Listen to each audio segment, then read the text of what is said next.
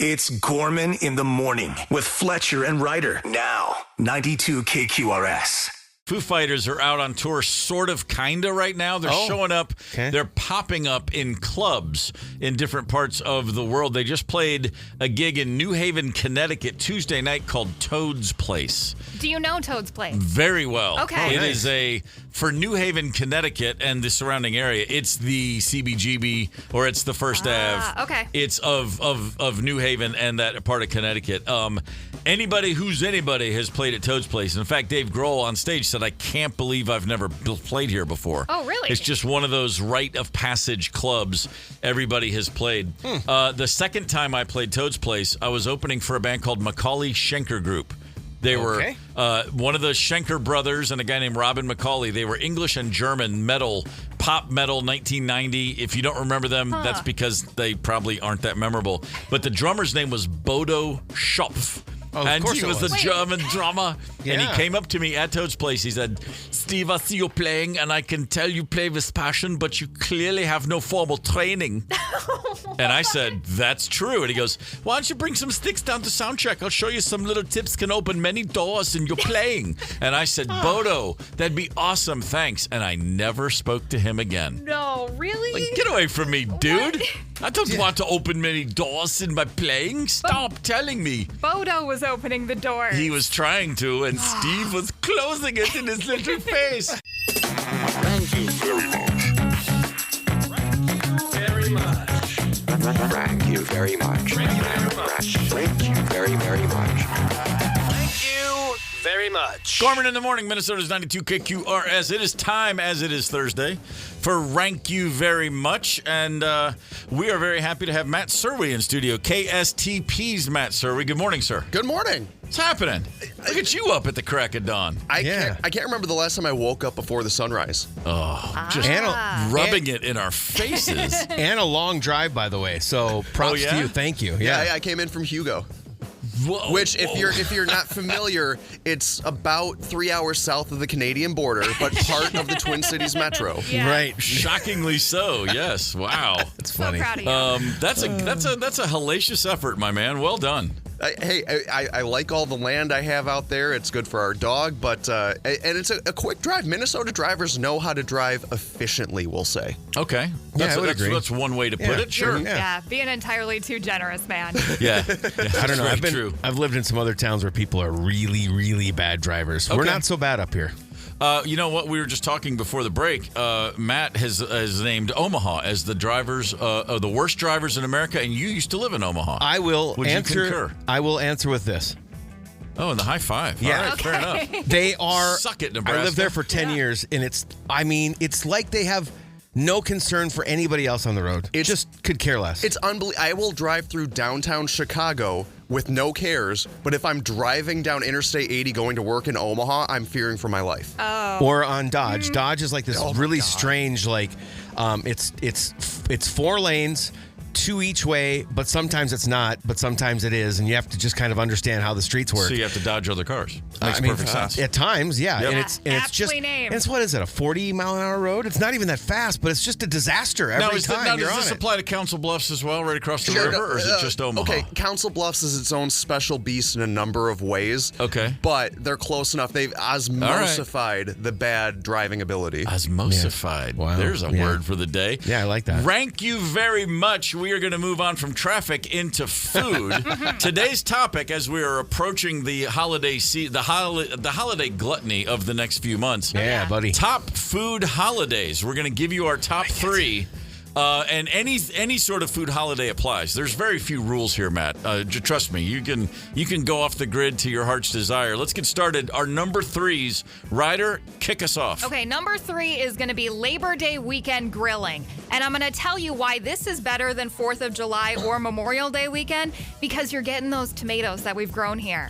Are in season. Yeah. You slap it on top of the burger, you're good to go. Okay. All right. Labor Day weekend grilling. Hell yeah. I'd love to argue, but I can't. I'm a big fan of the tomatoes. Yeah. Yeah. Yep. All right, Fletcher, you're number 3. I'm going to come at it with just, you know what? Halloween. between the candy that I steal from my kids and all the creative Halloween staples that people have come up with over the years, like, you do wonderful things with deviled eggs, and we do wonderful things with brie and mummy hot dogs and all that crap. It's like, I love it. Yeah. What do you do with brie? Yeah. The mummy brie. It's like you put pastry over the top of mummy, over the top of a chunk of brie, and then you throw it in the oven for a little while, and it's fantastic. Yeah. That's fancy. Yeah. Mummy brie. Fair enough. We don't do it as much anymore, but we used to be, we lived in a great neighborhood where all the neighbors got together. We was one of those neighborhoods. We're not in that neighborhood anymore, so we don't do it as much. But yeah, and some of the stuff people brought blew my mind. Like, where did you find this and come up with this idea? I never even thought about Halloween as a food thing. I thought the number one point for making Halloween making the list would be that it's so freaking easy. You just go to Target and you buy 10 bags of candy. Yeah, I thought sure. The point for Halloween would be that there's no work involved. Yeah, but when you're having, and that's true, but when you're having an adult party, it's an opportunity to go all out and see what kind of crazy Halloween themed stuff you can come up with. All right. Righteous. Yeah. All right, number number three. brownies. Matt Serwy, sir, you're number 3 food holiday. Number 3, I'm saying specifically the first day of the Minnesota State Fair. Oh, okay. Wow, And that's it has strong. It has to be the first day. Now, our building there is downwind of Sweet Martha's Cookies. Yeah. And the first day, that smell hits just right. Okay. By day 4, day 5, day 6, you're like, oh man, that's and you've already ingested everything, so you're 75% butter at that point. And then you're smelling your own sweat, which is just by that point toxic as all get out. Yeah, it's awful. You take the smell home with you. Yeah, right. Pretty much. Wow. Wow, that's a quick bell from Ryder on that one. She liked that call out. I like Bang. that one a lot. I think this is the first time I've ever been jealous of somebody's rank. All right, my number 3. My number 3. You may not be aware of this, but it's on January 2nd every year. A very little known national food holiday, and I think it's placed there specifically to separate the wheat from the chaff, the real ones from the posers. All your New Year's resolutions, pshaw. I mean, wow! If you were going to be in shape, you'd be in shape. Stop kidding yourself. January 2nd, just grab a plate because it is National Buffet Day. Ooh. And I love that it's placed right there. Second day of the year. You did good yesterday? Really? You got up, you watched the Rose Bowl, did some crunches? Great. Go to a buffet and stop joking around. I like it. Wow. Yeah. Still a fan of the buffet. Fill it with salad. That's the challenge. Man. It's really all about how clean is the sneeze guard. And then if I judge it to be clean enough, I'm going in. Ryder, let's move on to number 2. Number 2 is just going to be good old-fashioned Christmas. And I know this means something different for everybody, but at my house, it means lasagna and cookies. Lasagna and cookies, really? Yeah. Grandma B worked at a defunct department store called Carson Peary Scott back in the day. So my God, I remember that place. So she needed to bake something that she could put in the freezer ahead of time. So that's how lasagna became the family tradition. You know, my wife's family, you had her mom, Thelma Mitchell, good old country girl from Alabama, would make up all the Thanksgiving and Christmas staples. But then the Priola side from Dad and his aunts, it was Christmas and Thanksgiving traditionals with a whole lot of Italian sausage and lasagna and all the Italian stuff. Every year I was like, this is good living. Sure. Who knew? Sure. Whereas in the Gorman house, it was just bulk. Just a whole lot of whatever Mom felt like making. Right, for sure. Big family. It was really, flavor was optional, but amounts, never in doubt. Right. Fletcher, you're number 2. Wow, I'm kind of dumbfounded right now. Okay. Because I thought, I'm going to come in here with number 2 and do the totally vanilla choice of Christmas. Okay. But what is confounding me right now is that on Christmas Eve, we do just my family, because my brother's family has stuff, and we go over to Mom and Dad's, and Mom does Swedish meatballs from Grandma's recipe, which is amazing. But then on Christmas Day, we do lasagna. What? I'm like Mom's homemade lasagna. Damn. It's unreal. And then she does a Jell-O salad that she only does on Christmas Day. Okay. And so, it's just like it's a no-brainer. In fact, it's creeping up. It might take if we do this again next year, it might become number 1 because it's that 2-day is becoming pretty phenomenal. Lasagna. Christmas figure. lasagna. Yeah, we're in sync here. I'll echo my mom married my stepdad when I was in 8th grade, and he has a big Italian family. Okay. And that's where I learned Christmas lasagna is very much a thing. Yeah. Well, okay, fair enough. Well, so for the longest time, we did ham like you're supposed to do. And we all just kind of looked at each other. My brother, sister-in-law, me, my mom and dad went, we're kind of sick of this. Yeah. And mom goes, what do you think about my lasagna? Because we all love it. And so it became a thing, like, I don't know, 5 years ago, 6 years ago, something like that. Right on. Yeah. All right, number Yeah, I'm on 2, it. Matt, what do you got? Number 2, I'm giving Black Friday.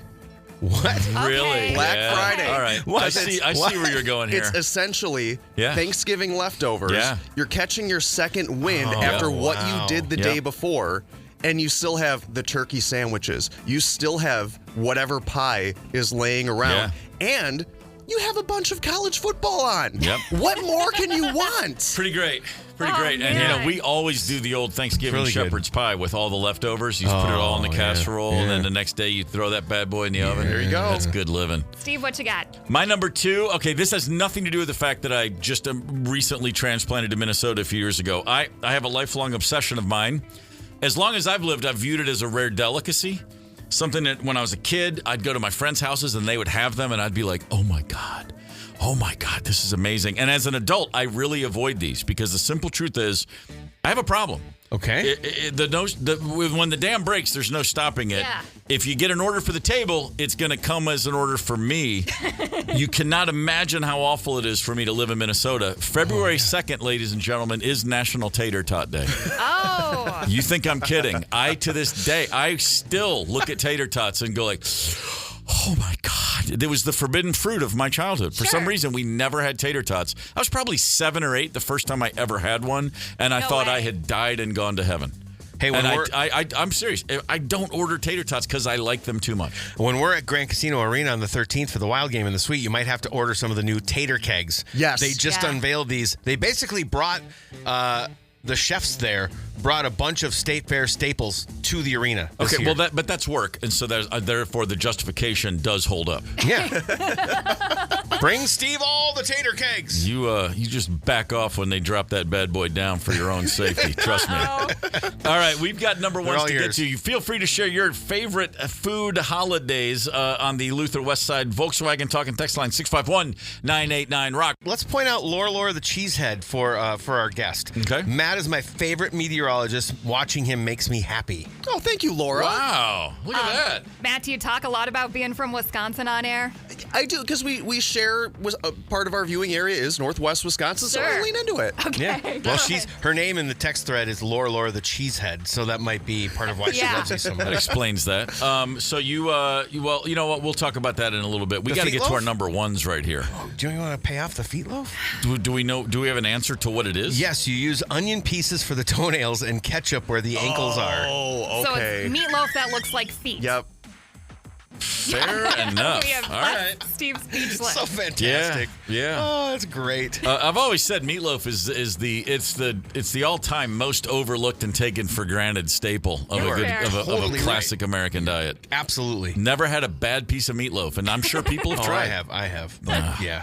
All right, let's get to our number ones. Food holidays. Ryder, what do you got? Oh, it's so obvious. It's the one food holiday where you don't have to pretend to like the food. We've given you the food that you want, and it is the Super Bowl. Oh, there you go. Yes, you got your nachos, you got Yeah. your chips and dips. Yep. You know, if you're eating wings, you got your wings. It's just all of the things that you actually want to eat. That's right. You Yes. get to stuff your face and then either celebrate or bitch about the halftime show, whichever you yeah. prefer. That's right. There's always, and for as long as I remember, there's only been one Super Bowl party where that unified. The halftime show actually brought the whole room together, and that was, of Yeah. course, Prince. In 2007. yes. Every other one I've gone to, it's great because it's we all complain and then we all appreciate. Well, that was actually amazing. That's the worst thing I've ever seen. It's great. The only time that it worked for everybody in the room was Prince, and that will forever be the case. True. Number one, Fletcher. Well, Matt kind of actually jumped on it with his number 2. I call it Thanksgiving weekend. Okay. Like Thanksgiving's fine. Yeah. But Friday, Saturday, Sunday, there's just something, it's a part of the cooking science, the science of cooking. When Yeah. stuff has time to marinate and sit together with itself, it just becomes more flavorful. Yeah. Oh my God, turkey sandwiches are leftover. My mom makes the best sweet potatoes on the planet.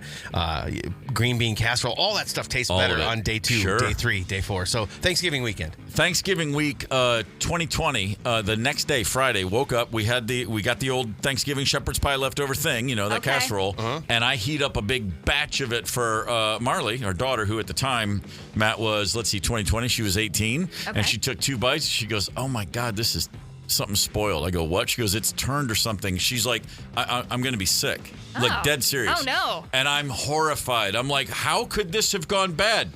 It's okay. Great news was she lost all of her taste because of COVID, and for the next 6 months, all she could eat was plain yogurt and bananas. But the Thanksgiving leftovers were fine. They didn't spoil? Wow. They were fine. I was like, oh, my God. I've never been more relieved to see my daughter miserable in my whole life. Number ones. Well, Rochelle texted in. She said Thanksgiving. I just thought the timing was good. You got to make that mashed potato moat with gravy and turkey as your castle. Always. Yeah, of course. Well said. Number 1, Matt. Number 1, day after Easter. Day after Easter. Why? Because I'm obsessed with jelly beans, and they're half off. Wow. They are half off, and I can stock up really for the entire spring and into summer with specifically Starburst jelly beans. Oh, it's the Starburst. I was just going to ask if you had a favorite. Yes, and I have a voracious sweet tooth, and jelly beans just crush that for it. And I want to get them cheap. All right, Brock's. Fair enough. Yes, no. I mean, they're all right. I actually don't mind the black licorice ones. Those are really good. Yeah. How about Jelly Bellies? Of course, but it has to be a normal flavor. But you can't trust them anymore because people sneak the weird ones in there, and you have one of those, and all bets are off. Yeah. Oh, The way Matt just said, of course, if we weren't on the air, he would have said, well, duh. That's what that was. Yeah. All right, my number 1, no fixed date on this one. It's kind of like Christmas or Easter. It's a different, Thanksgiving or Easter, it's a different day on the calendar. Sure. You know, but it is always the first Saturday in May. This is Kentucky Derby Day. Oh. The mint juleps flow like Yes. mother's milk for any self-respecting Kentuckian like myself. But it's also the one time of the year when the hot brown actually makes sense. The hot brown What the hell mustard? is a hot brown? The sandwich of Kentucky, the Okay. legendary hot brown. You're not hip to this. You take like a a mustard big, thing? sturdy, like thick Texas toast size piece of white bread. Okay. You throw some sliced roasted turkey breast on top, and then you just soak it in like a Mornay sauce, a rich, creamy sauce with like butter, flour, milk, and some grated cheese, some Romano Gruyere on top, and then you cover that with bacon strips, and then you cover that with sliced tomatoes, and then you eat it and hate yourself. I was going to say hot brown in, hot brown out. The hot brown. Oh, the hot brown.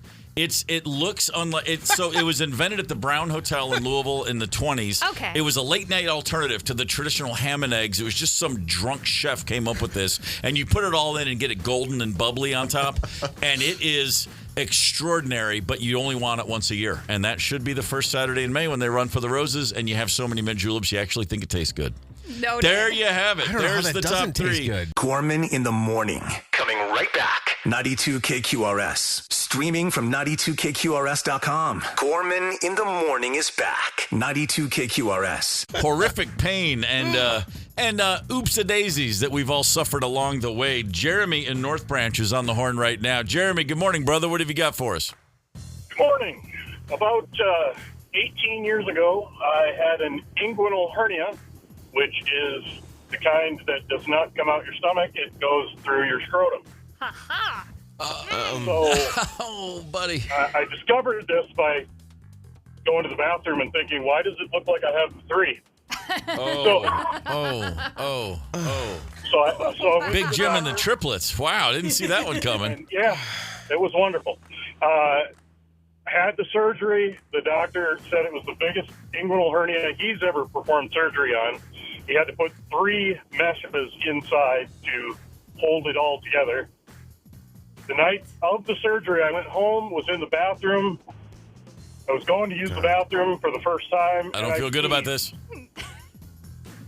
And I thought I shot everything he did right out through the hole, out the mesh. Everything was I was sure I was going to die. I sneezed and went straight to the ground, and I laid on the floor of the bathroom and cried for about an hour. Sure you did. No. Be Sure great you if you did. can find somebody to help me out here. I'm just going to sit down. Let's just hang up on Jeremy. Yeah, I still get shivers today when I talk about it. As do we all. I'm happy to hear from you. I can't imagine Whew, that takes a while to process that one. Yeah, glad it's in the rear view. Everything okay now? Yeah, I'm glad it is over. You think? Man. The scar from that actually hurt for almost a decade. No way. So No only way. 9 years. Okay, sure. Good Lord, man. Thanks for sharing that story. I know it's a part of recovery to relive those moments, but man, that's a rough one. Thanks, Jeremy. We appreciate it. I'm legitimately sick to my stomach right now. Yeah, well, sure you are. But we appreciate the man. I don't even have the required equipment, and I'm in pain. I think the word there is stick-to-itiveness. Well done, Jeremy. 92 KQRS. What's the grossest thing you ever did for your job?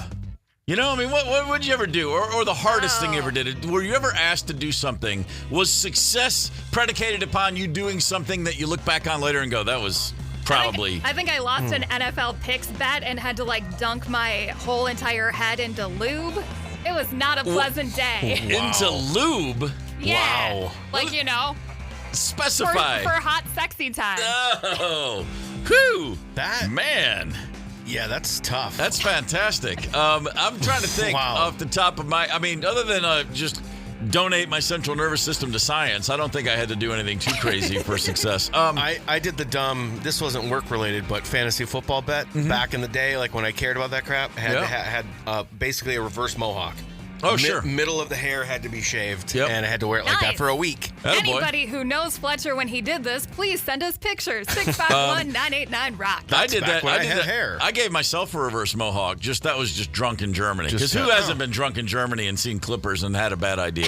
That wasn't a lost bet. It wasn't. It was again. See my previous comment about trying to donate my central nervous system to science. It was it was all I could think to do, and it helped. Oddly enough, to let you know the state of mind I was in, it actually made things better. But sometimes on movie sets or TV sets, actors are asked to do things, for the part they're playing. And sometimes they're just like, yeah, no problem. These are not CGI situations. These are just actual, you got to do this. But the first one, I now have a reason to see a movie called The Paperboy. Okay. Nicole Kidman, who, by the way, what's going on? What's her home life all about? Because, my God, that woman works nonstop. Every 6 weeks, I see a new series or a new movie with Nicole Kidman. I kid. She's apparently very happily married, but she's a very busy woman. Tough to tell it's still her, though. The Paperboy, easy. What? I was just saying. Come on. The Paperboy. This is how you want to know if it's really her or not. Is she squatting over Zac Efron and peeing on him? Well, then that's Nicole Kidman. There's a scene in a movie called The Paperboy where he gets his character. His character is stung by a jellyfish. Wait. Her character says, if it stings, then human urine takes away the sting. Right. So she squats down and pees on him. Now, Zac Efron did not apparently submit to an actual jellyfish sting, but Nicole Kidman did, however, squat over him and pee on him. Oh, yeah. Oh, my Went right for it. I think it's probably safer that way. Bang. You don't want to... Zac Efron's got a very pretty face. You don't want to mess with that. I'm sorry, what? He's got a very pretty face. He's a pretty boy. You don't want to mess with that. Was he stung in the face? No, but you don't want to risk that body. What are we talking about? I'm completely confused by whatever's happening right now.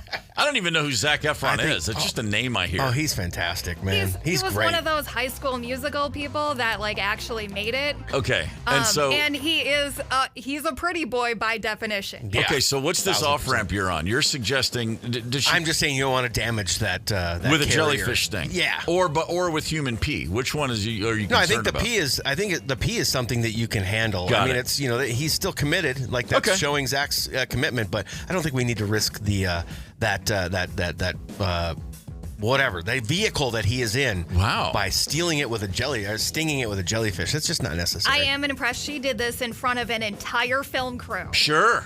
Just went right for it. Yeah, even if it was reduced or something this is a lot. I have fright standing at a urinal. We're ready to shoot this scene. Where's Nicole? She's in her trailer drinking water. I don't know what's going on in there. Halle Berry, for the movie Jungle Fever, didn't shower or bathe for 2 weeks just to get into character. Damn. That's pretty good. I mean, that's pretty stank. But you know what? That's what it takes. If you want to make Halle Berry believable as a crack addict, you're going to have to go to the wall. You're going to have to go pretty extreme to make her look rough and it takes a lot to make her look rough, is what I'm saying. It does. Do you secretly think she's just not wanted to shower for a couple of weeks and then took the role as like, finally I have an excuse? Yeah, I would imagine that's part of it. She just wants to get into that. Yeah. You know, it's like, I'm so sick. I'm tired of having to look pretty all the time. Do you know the pressure? Not even having, just can't even help it. Yeah. She just wakes up in the morning and it's like, oh, come on, are you kidding me? Stop. Christian Bale very famously does whatever it takes to get into a part. He'll gain weight, he'll lose weight. In the movie Rescue Dawn, he ate real maggots. Just wolfing down maggots. Were they were like raw? Did he get to fry them? Did say. Did he get to put any paprika or any kind of garlic on them? I don't believe that he got a chance to saute them in anything yummy. No. Paprika and some lemon zest, maybe. Just working it over. Nicolas Cage, very famously in Vampire's Kiss, that's a live cockroach that he wolfs down. God, there are some more on this list that honestly make my stomach turn, and People I might vomit. Eat cockroaches all the time, right? They do. They put them in suckers, don't they? Yeah. Source of protein in parts of the world. Oh yeah, and they grow quickly. I mean, you're nailing it. But you know what? These people. But you know, this is what it takes. Sometimes you got to make the commitment. We can say these are just pampered movie stars, but hey, man, they're willing to go to the wall. Weirdest thing you ever had to do for your job? I'm curious. 651-989-ROCK. We've already mentioned the fact that Nicole Kidman had no problem just peeing on Zac Efron. Sure. Highlight of his year, I'm going to assume. Wow. The actor Ben Foster is in a film called The Program where he played Lance Armstrong. Okay. And he said to get himself into the mood, he took PEDs. He took a lot of performance-enhancing drugs. Holy moly. And he said, I wouldn't really recommend it. It took a while for me to physically and mentally recover from taking all the drugs. No word yet on whether at the same time he was doing that, he decided to destroy the lives of some other actors who accused him of taking PEDs. That's how I know you're really getting into the part. Yeah. When you decide, I'm just going to go ahead and destroy other people's careers who are accusing me of doing things that I'm actually doing. I will forever see Lance Armstrong as nothing short of a scumbag. Right. He is dreck. And I was somewhere at a restaurant once, true story, in 2006, and he walked into a restaurant in New York City, and one of the people I was sitting with said, that guy's got some ball coming in here. And the whole room fell out laughing, boy. That was good stuff right there. That one actually took me a second. That is good stuff. No, it was pretty great. Really, really enjoyed it. A couple of texts came in. So we were talking about things you've done at your job, not necessarily in a Hollywood production, but what have you done to maintain employment? This text just came in. In college, I was a nanny, and the child that I was taking care of had lice. They left me a kit to take care of it.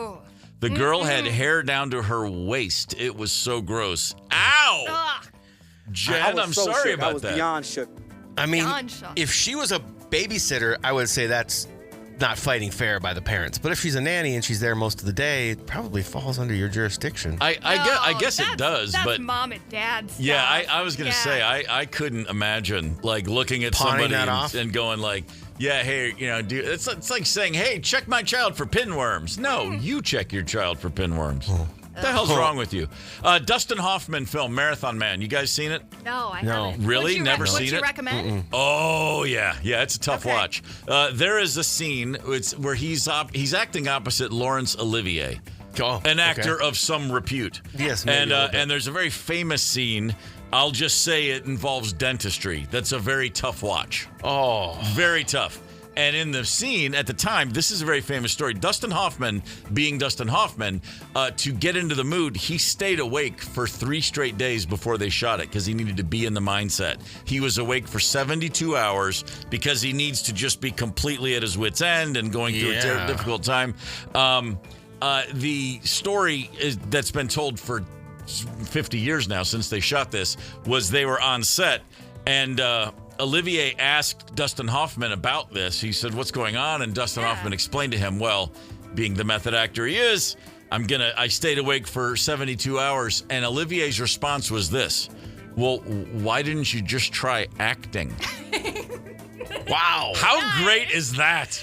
Wow. Oh, well, that's cool, man. You know what you should do next time? Just try acting. And then the audience will assume that you're having a bad day and that you're in really bad shape and that this is painful. Wow. Yeah, it's just called acting. It's what we're here to do. After he did 3 straight days of being awake, why don't you just try acting? There's getting bitch slapped, and then there's getting bitch slapped by Laurence Olivier. That's right. Connect with us on the KQ Talk and Text line. 651-989-ROCK. That's 651-989-ROCK. 92 KQRS. Last night at the Avalon, which is in Hollywood, a big bash, Dean Delray's birthday bash, a gig he's put on in various forms for literally decades. I've been a part of it for about the last 10 years. A few comedians, a bunch of guys from rock bands all get together and play a bunch of Bon Scott era AC/DC songs. Hell yeah. Why not? Very cool. And it was raucous. Dean posted a video yesterday on Instagram where he walked up to a guy to ask him about tickets, if there was any available, and it was Damone from Fast Times at Ridgemont High, that actor, playing the part. Did you call me a scalper? They had a whole shtick they worked out. That's awesome. It was really, really good. But it was a great night. So Dean and Bill Burr, a comedian of note. Oh, sure. And a couple of the guys I was unfamiliar with. There was 4 comedians that got up and all did a few minutes. Dean and Bill did longer sets. Opened the night, about an hour of comedy actually, which was fantastic. Okay. All new material for Dean and Bill. And I love watching someone work through some stuff. Like Bill Burr it was already like masterful, but I was like, oh man, in 6 months, this stuff's going to be like at a whole nother level. Really, really great. And then, so the lights go down. There's a little video they play and just a kind of a history of this event. And then we walk out to start the show. We're getting ready to walk on stage. And I didn't even know he was in the house. Billy Corgan. Oh. What? William Patrick Corgan walks out, takes the mic and says, hey, good evening, everybody. My name's Billy Corgan. And starts talking. And I'm like, oh, that's cool. He's going to introduce the band. And he says, I don't know if you guys are aware of this, but my half-brother, Bill Burr. Yes. Because if you remember last year, Billy Corgan on a podcast said that he had kind of put together the missing pieces of his own personal paternity, and he decided that he and Bill Burr were half-brothers, amazingly. Bill Burr was like, whatever, douchebag. Like, they didn't really see eye to eye on that one. Right. But it was kind of funny. He came out and he said, I said, hey, Bill, can you hook a brother up? And he said, no. So I called Dean, and Dean said, yeah, come on down. So, it was funny. That's nice. It was good shtick.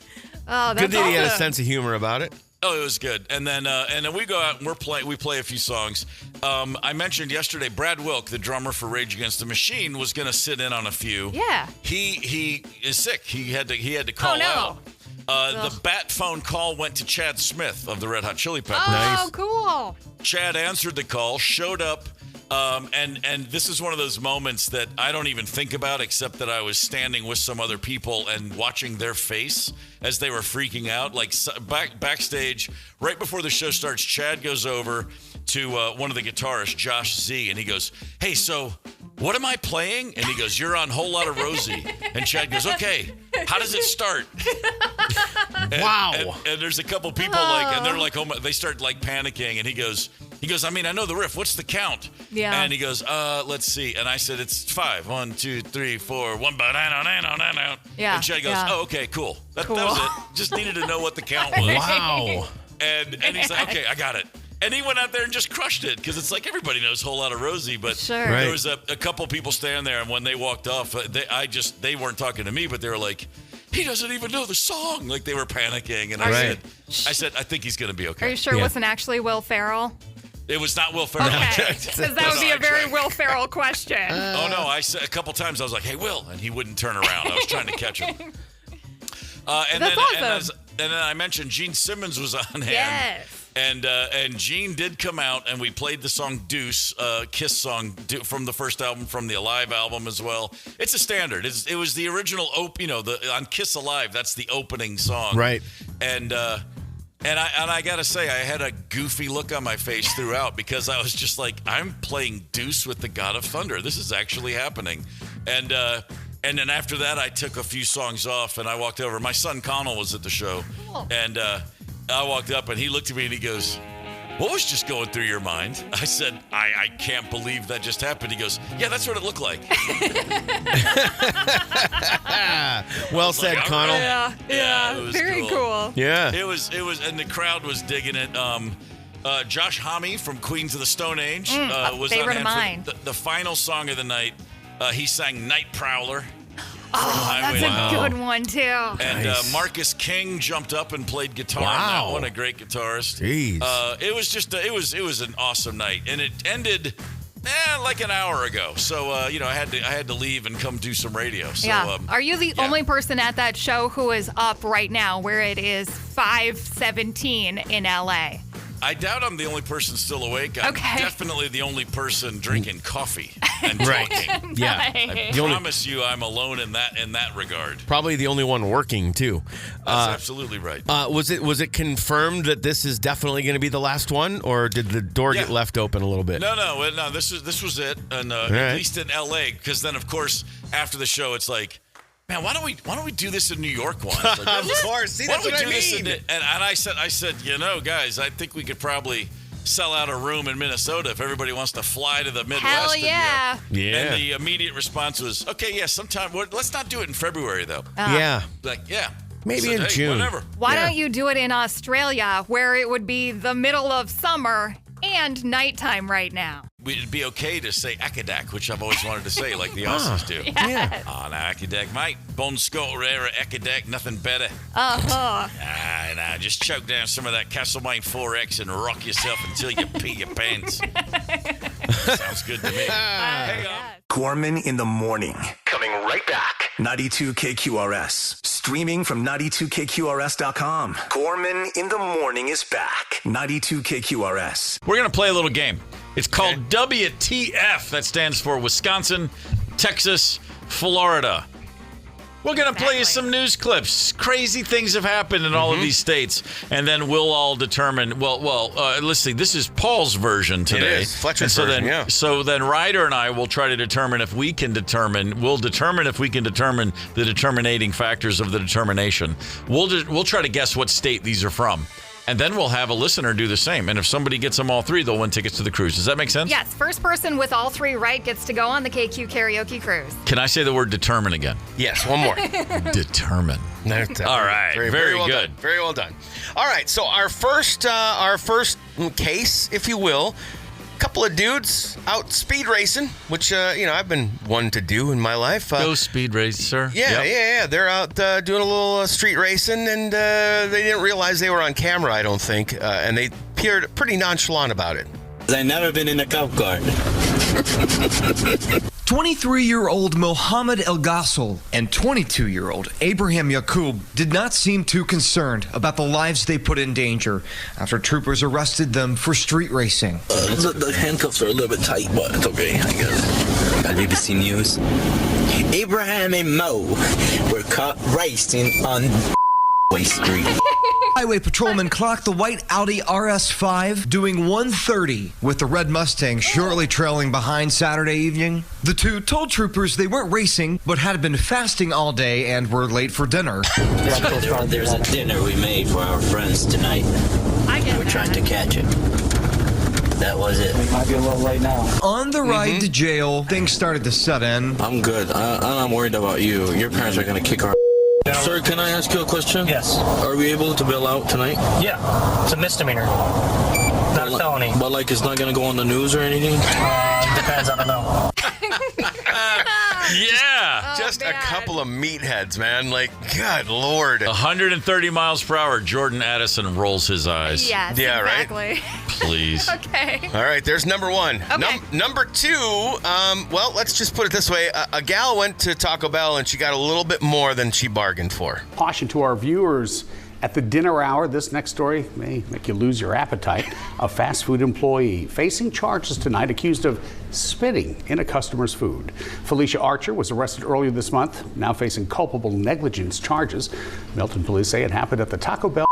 Harris Police Chief Jennifer Frank says surveillance cameras captured Archer spitting in the food. Yeah, that's right. And I spoke with the victim today. She tells me she's just glad she double-checked her food before eating it. Kristen Royal was picking up food with her roommate at the Taco Bell on Highway 9 But when they got the food, they realized they got more than the 10-piece nuggets and nacho fries that they ordered. This looks like spit. This is spit. Who the hell spits in somebody's nacho cheese? I was livid. It looked like somebody put a snot rocket up in my nacho cheese. And all I did was open the cheese, and it was stringy and disgusting, and it looked straight like a loogie. During Milton's investigation, police say Archer admitted to spitting in Royal's food because of what Archer described as beef involving Archer's boyfriend and Royal. Uh-oh. Yeah, they had Beef involving the boyfriend. Yep. First of all, Taco Bell employee, if you're gonna spit in a burrito, don't spit it right on the nacho fries or whatever the hell they were talking about. It was right on top of the nacho cheese, apparently. Jeez. Yeah. Well, maybe she wanted to get caught. Could have been. Yeah. Beef. By the way, also, go if you're ordering fast food and you see someone in the kitchen that you think like that. They might not like me. Does that girl know my boyfriend? Yeah. Just walk out. Couldn't leave the entire story in. What I took out was that the person that is going through the drive-thru used to work there. You see? Yeah. I don't know why you go to that. Go to a different Taco Bell. Yeah. All right. Last but not least, how about a big old fight at a senior center? Police call it reprehensible and a coordinated physical assault. A brawl just last night at a senior living facility. TJ Dysart is joining us live there tonight. And TJ, police say multiple people were injured, including staff members. Police say that no senior residents were harmed during this. Some 8 to 10 people involved in the fight, many who police say forced their way into the building. For Martina Honer, to me, that's unacceptable. Unacceptable is the only way to describe what she watched across the street from her home. We were just talking, and all of a sudden we heard the sirens going like crazy. 1805 Kensington Drive. Police rushing to Oak Hill Terrace Senior Living Thursday afternoon for reports of a fight. We've received several 911 calls. One of them contains a lot of screaming.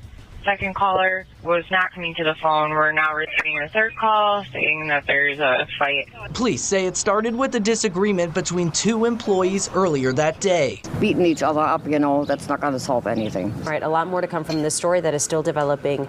Golly. All right. So did they say people broke into the old folks' home to join the fight? Yeah, that's what it sounded like. It was kids and adults. The whole thing is it's super bizarre. I know that much. All right, so to recap, we had the street racers not realizing they're on camera, the Taco Bell loogie, and the senior battle royale or cage match, whatever you want to call it. Out of control, though. The coordinated physical assault, I believe, is how it was referred to. Yeah, reprehensible.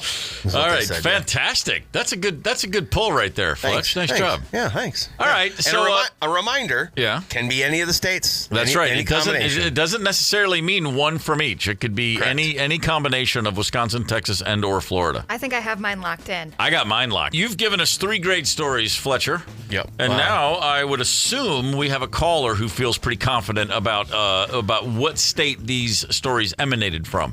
Yeah, we got Steve from Minneapolis on the phone. Steve from Minneapolis. Good morning, sir. Good morning. All right, we're going to recap these stories, and then, Steve, apparently you're going to tell us where they're from. So the first story. We had the street racers who were in the cop car, apparently unaware that they were on camera, and very nonchalant about driving down the old causeway at 130 miles an hour. Ryder, where do you think? Okay, I'm thinking because everything is bigger there, appetites, cojones when you get behind the wheel, I'm putting that one in Texas. 100% agree with you. I also have Texas. Steve from Minneapolis, what's the right answer? Sadness. I was confident that this was Florida. And you were right. Gorman and I are wrong. Okay. It did kind of feel a little bit Texas, but lots of fast cars down in Florida. Yeah, I guess so. All right. The second one was the Taco Bell lewd, disgusting snot rockets, as the lovely lady First put of all, it. just one thought. Anybody who has worked at a Taco Bell and then still continues to eat there, credit to you. Kudos. If you've seen how the donuts are made, as they say, wow. That's just ignoring what you know is what that is. I'm never turning down a bean and cheese burrito. Never. It's my favorite. All right. From day one, always the best thing on the menu. Okay. Ryder, what do you got, Ryder? I got that one just because I don't think they're super clever with leaving the snot rocket in visible sight and the loogie and all that stuff too easy. So I'm saying this happened in Florida. Oh, see, I had the exact same thinking. Just too easy, not the smartest people, so clearly I figured they're Scotties. Wisconsin. Jeez, that is nothing you needed to insult like I love you, Hudson. I'm just trying to get a rise. Fine, yeah. Hey, Steve, what's the correct answer? That bad behavior is Florida again. Yeah. Oh, man. All right. Double dose of Florida. All right. And last but not least, we had a peaceful senior home. Yeah. Just chilling in the middle of a state somewhere, and a battle royale ensues. A big old brawl happened in the lobby, 8 to 10 people. Ryder? Okay, I was going to go with, if it was just old folks, I was going to say that's some old man Midwestern strength. But since all the kids jumped in on it too, I'm going with Florida on that one. I too have Florida down, which if I'm right, that means it's a threefer from the state of Florida. But we'll find out soon enough. Hey, Steve from Minneapolis, what's the correct answer? I switched up and went with Wisconsin. Waukesha, Wisconsin, ladies and gentlemen. Did you go 0 for 3 today? Yeah, 0 for 3. Oh, nice. Oh, that means I'm victorious. Yeah, who cares about Steve from Minneapolis? It's all about Ryder. Yeah, absolutely. That's 2 wins for Ryder, and I think you guys are all tied up with way more than me. So this is a big day for me. Man, nice. Yeah. Steve from Minneapolis, nice job, brother. You just you- won tickets to the KQ karaoke cruise. Yeah, getting on that boat, Cool. man. Steve, are you gonna sing that night? Let's just get right to it. Maybe some George Strait. George Strait. Classic. Yeah, All right. man. Holy Fair enough. smokes, I All love right. that. Well, give us a heads up. I'll need a little bourbon for that one. I'll switch it up for that. All right, Steve. Thanks, man. Congratulations on the tickets. Thank you. It's Gorman in the morning with Fletcher and Ryder, 92 KQRS. It's time for WTF, Wisconsin, Texas, Florida. Ryder's edition. So Ryder's going to play us 3 clips, news stories. We will attempt to figure out, did they take place in Wisconsin, Texas, or Florida? Okay. Could be one of each, could be all 3 in the same state, could be any combination. And then we will put it to the caller who will correctly ID the location of all 3 first, will win tickets to see Michael Shannon and Jason Narducci and friends play REM's Life's Rich Pageant March 14th at First Ave. Sweet. A show that's way better than you think it's going to be. They've been doing the REM thing for a couple years on tour, these gentlemen, and it's a great band, and it's great music, and it's a good show. Oh, hell yeah. So, and Life's Rich Pageant, boy, a lot of people think that's REM's best album from 1986. That's going to be a good night. So, with all that said, let's get to it, Ryder. You have chosen what I will be imagining to be 3 great stories. I mean, it's going to be a tough one, though. This is going to be a tough week to nail these. So here we go. Okay. Here is the first one. Now, only on 13, an internal review of how evidence is handled is underway after a County Sheriff's Office deputy got sick this morning at a substation. Yeah, sources are telling ABC 13 reporter Jessica Willey that he took some drugs that were seized in a crime because he thought they were candy. Jessica is live at the sheriff's office and has more for us tonight. Jessica? Yeah, it sounds like an unfortunate mix-up that could have been prevented. The sheriff's office and the deputy's organization says that this deputy is at home and is okay, but he did have to go to the hospital. Sources say the drugs were sitting out after they were recovered at a possible home invasion. Work at the County Sheriff's Office substation was interrupted today when a deputy got sick. According to ABC 13 sources, he ingested drugs that were seized Tuesday. The drugs colorful in nature and divided into clear plastic baggies sitting in a box. The deputy said he mistook it for candy. Tonight, the deputy is doing well. Jessica Willey, ABC 13 Eyewitness News. All right, enough fun and games. Okay, so how often do you see... You tell me a sheriff doesn't know the difference? How often do you see colorful baggies, little like Ziploc bags with colorful stuff and think, I'll have that candy that's already been unwrapped and placed into individual bags? Yeah. And sitting in my police station. Yeah, come on. Shockingly, he didn't want to talk to the news station, Yeah, but I said bet he he's doing didn't. okay. Man, we'll Okay, see. so there's your first one. And then this one might sound familiar to some people hanging out in White Bear Lake. They all know the same face, but friends of Charity Johnson have each heard a different story. Everything that she was doing, it was all planned. She gave me the same story about her biological father. He passed away, and her biological mother's dead. Tamika Lincoln says back in March, Charity told her she was 15 and needed a place to stay. I sympathized with her and invited her into my home. Lincoln also met with Charity's 10th grade teachers at New Life Christian School. I just don't know why she did it. I have deep concerns about her being who we don't know she is, and then she's out there at a school. As soon as Lincoln and Paul Ward suspected Charity was using a fake identity, they called the police and went straight to the school. Lincoln posted a picture of Charity on Facebook and asked if anyone knew her. The response is surprising. I've reached out to 4 different women off of Facebook that she has contacted here in Minnesota. It's pretty mind-boggling, and it causes you to pause. Well, that's mind-boggling. Okay, so it was an adult woman who told people she was 15 to go to high school. We'll throw in a bonus point if you can guess how old this woman is. It's way older than that dude in White Bear Lake, just a heads up. Man, so the concern with, I like the quote, we're concerned with her being who we don't know she is. That's mind-boggling. That's great. Oh, man. Okay, and then here's your last one. This is just some good old fun looking for love.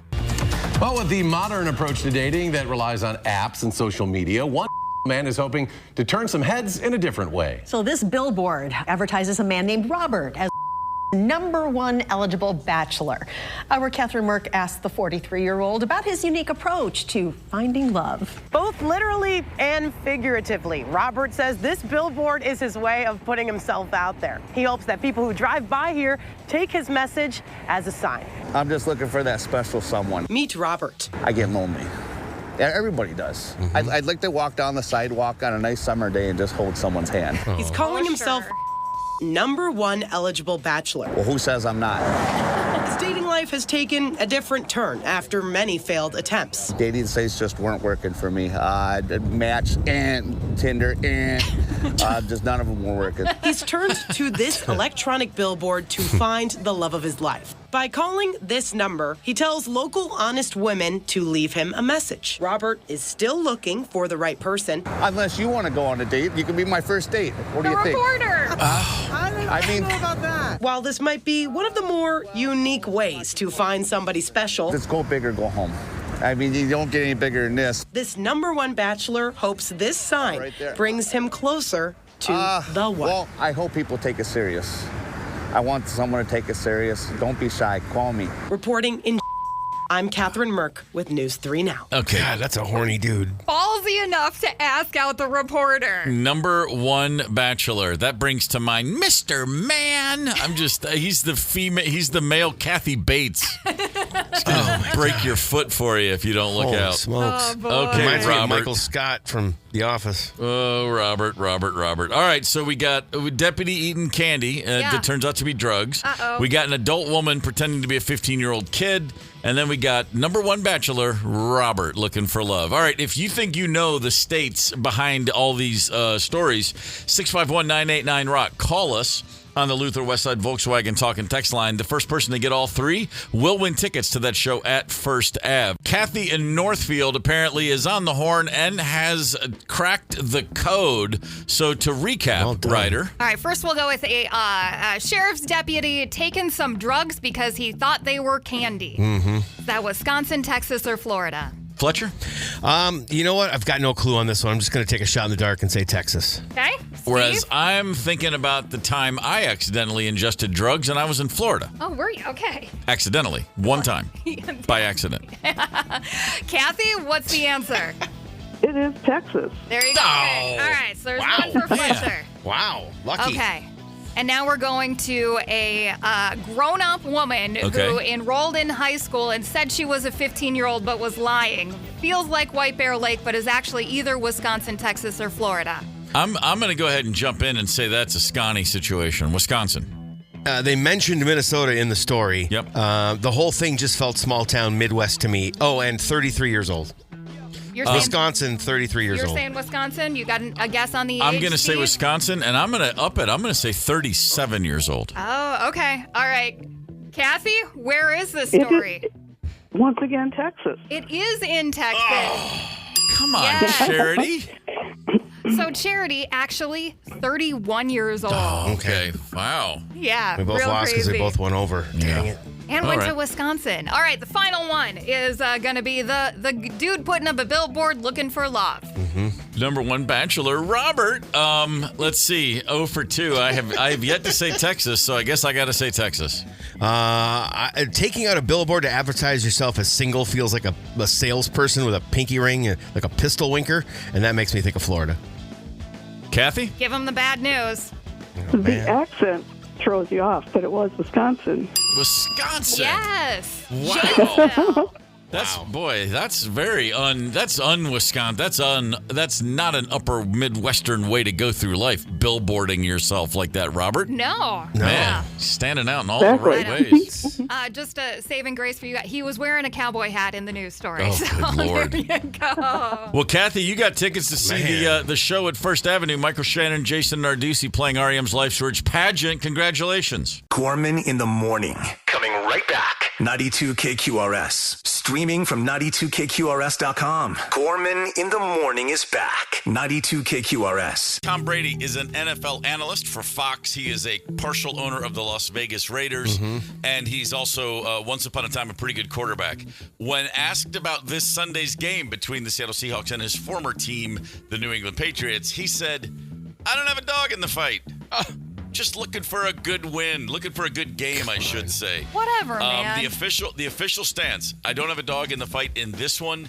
May the best team win. Oh, jeez. Well, as you might imagine, not only New England Patriots fans getting a little chippy, but some of his former teammates in the Patriots organization have some thoughts on what the GOAT had to say. That's bullcrap, Tom. This ain't political. It ain't political what it is. Raiders ain't in it. Say what it is. Right. What you see. Man, look at it. End of the day, if you're a Patriot for life, you know what it is. Don't give me that political bullcrap. That's just what it is. If you don't think we're going to win, just pick Seattle then. Don't straddle the fence. That's the way Tom feels. I got a big dog in the race. I'm telling you that right now. That's my boy right there. Okay. You know, Vrabel, 8-year teammate, you know, like a brother of mine. I mean, all of us, really. I mean, it's like we've got a dog in the fight because there's no other way I'm going. I mean, I've loved the way this team has played. I've loved the way they've won. He's an analyst. You have to pick somebody. That's literally your job, Tom. Okay, that was in reverse order. job.